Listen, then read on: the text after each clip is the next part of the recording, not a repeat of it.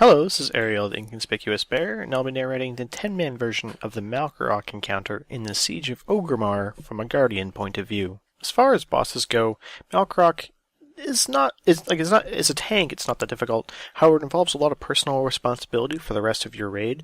So while you may end up being bored, it's entirely possible that someone else in your raid is going to screw up and say miss soaking a void zone, in which case you wipe, or get hit with an Arcane Smash, or die to breath, or not stack correctly for Bloodrage. Basically, there's a lot of things in this fight that you basically can completely ignore. So, like I said, from taking perspective, it's pretty boring. But you just gotta be patient with the rest of your raid until they stop screwing up. The mechanic in this encounter that forces you to bring two tanks is something called Fatal Strike. It's a passive ability Malkorok has that causes his melee attacks to give you a debuff, which increases the damage you take by 10% for 30 seconds, and this stacks infinitely, I think. By itself, this is pretty irrelevant. You basically just end up swapping every 15 to 20 stacks, usually somewhere around 15 because of Arcane Smash.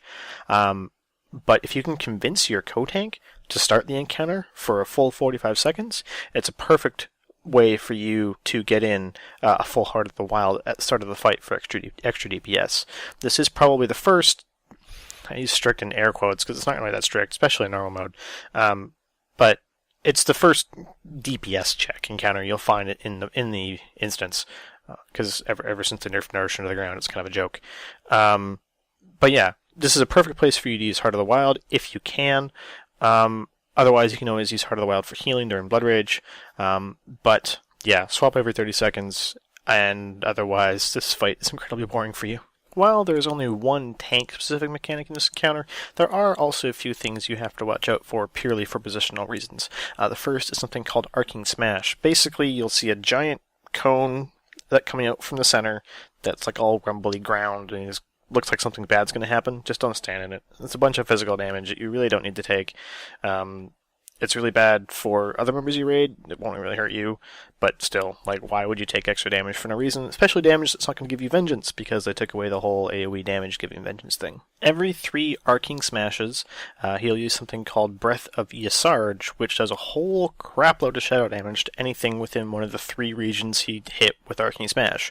He'll do 3 Arcane Smashes, then a Breath.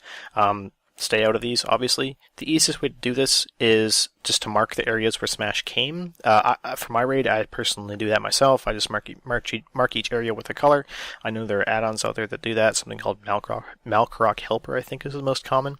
But whatever way you choose, just make sure you do not stand in an area that was hit by Arcane Smash when he casts Breath of Yasarj. After every second Breath of Yasarj, Malkorok will enter something called Bloodrage, where he sits there and spams a cleave-like ability in front of him, just like the dude from Spirit Kings, I forget his name.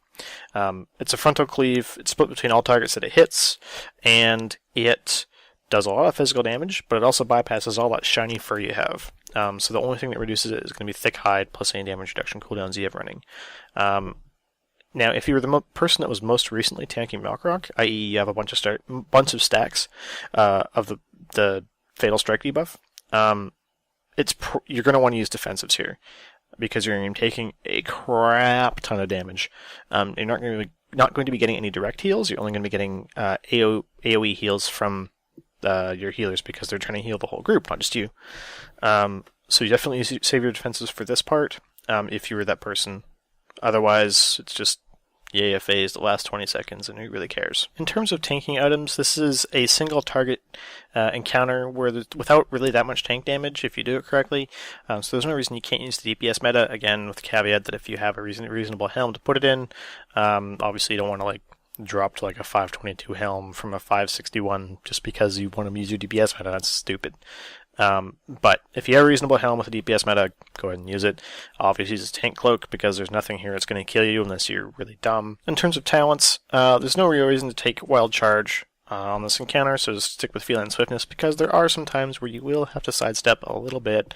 So you might as well have it.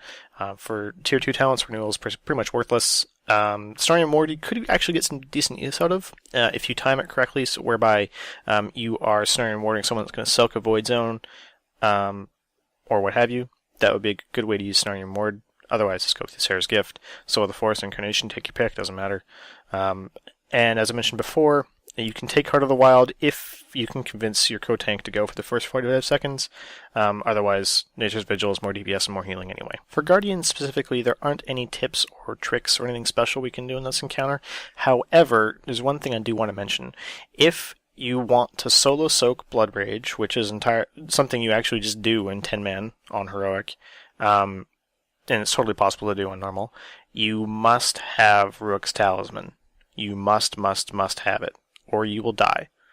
It's the trinket from Protectors that reduces area effect damage by a certain percentage when you use it for 20 seconds. So A, the timer lines up perfectly with Bloodrage. B, it's a massive damage reduction cooldown.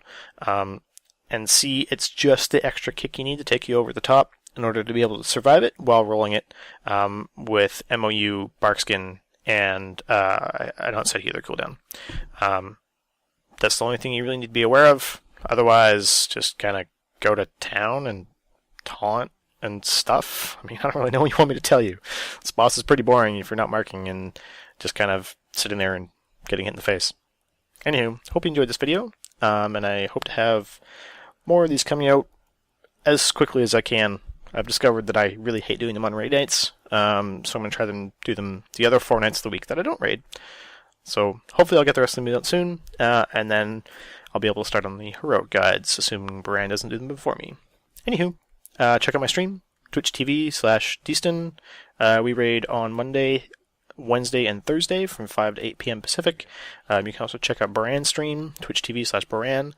That's 2 A's in Baran. I don't know his schedule. Follow him on Twitter, @ChrisRichardsson. He tweets whenever he starts streaming.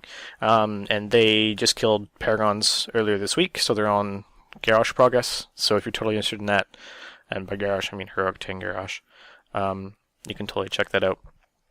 And the other Guardian stream I recommend is Danish Psycho. She sometimes streams, sometimes doesn't. And she has a password on her stream. So if you're really nice, you can hit her up, ask her for the password. But she's really good too. So a couple of good Guardian streams to watch. I don't know why I tacked this on other than this video. But anyway, have a great day.